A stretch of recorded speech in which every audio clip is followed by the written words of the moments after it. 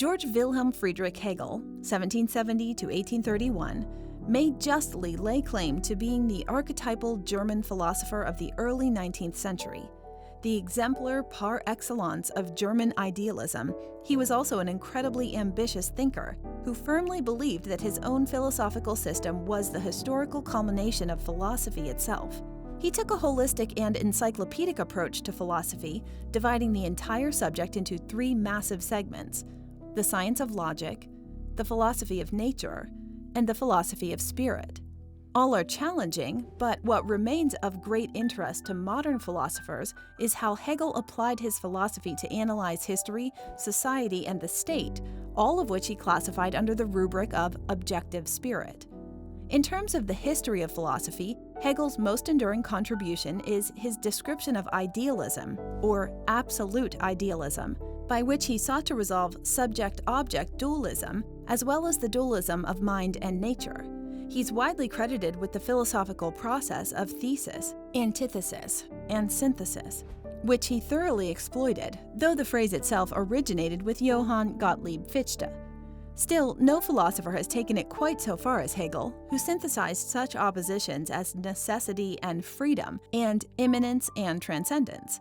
G.W.F. Hegel was born in Stuttgart on August 27, 1770, into the family of a government officer in the service of the Duke of Württemberg. After graduating from the Royal High School in Stuttgart in 1788, he entered a seminary in Tübingen, where he befriended the Romantic poet Friedrich Hölderlin and philosopher Friedrich Schelling.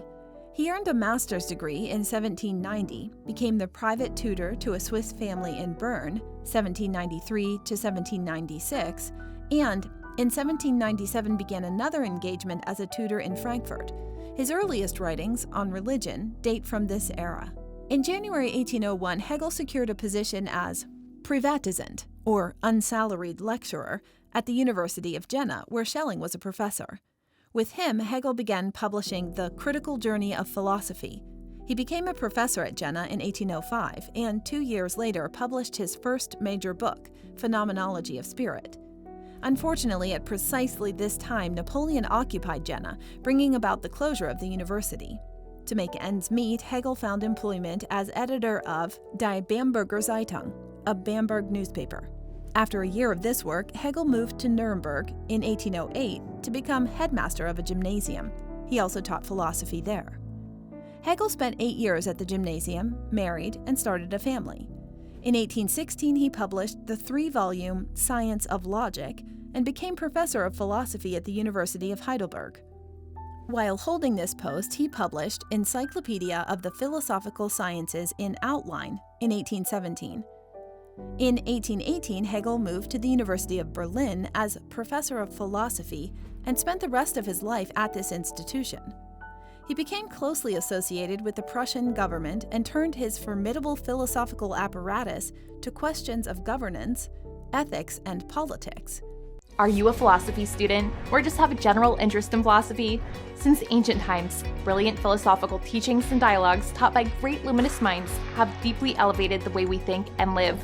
The Complete Philosophy Primer is a comprehensive, organized, easy-to-read, and all-encompassing guide specifically written for students in their first college-level philosophy course, as well as anyone with an interest in philosophy.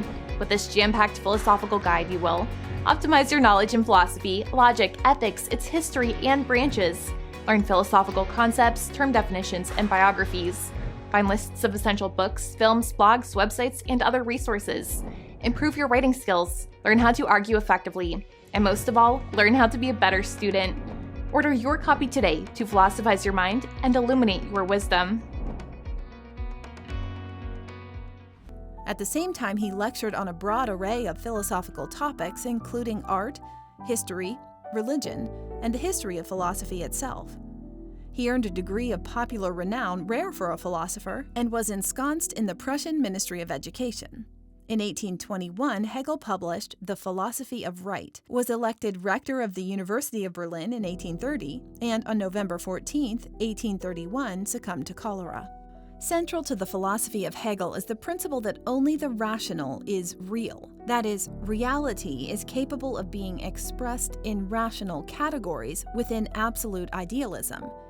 Each philosophical concept can be defined based on experience, which follows the triad of thesis, antithesis, synthesis. The concept of liberty, for example, begins as license, unrestrained action.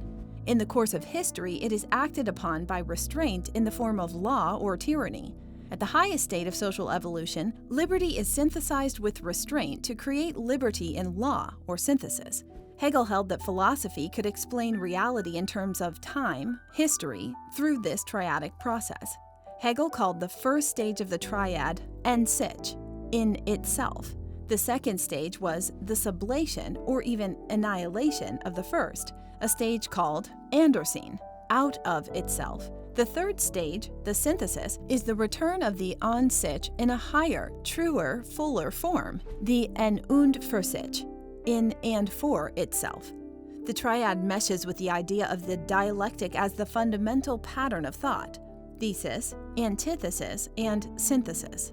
In this way, it can be applied throughout the intellectual realm to describe reality in the dimension of progression through time. Thus, Hegelian philosophy has had a strong influence on historiography and, most notably, on economic and political movements such as Marxism, to which the view of history as a progress away from self-interest and then national interest to class-based interest is a central tenet.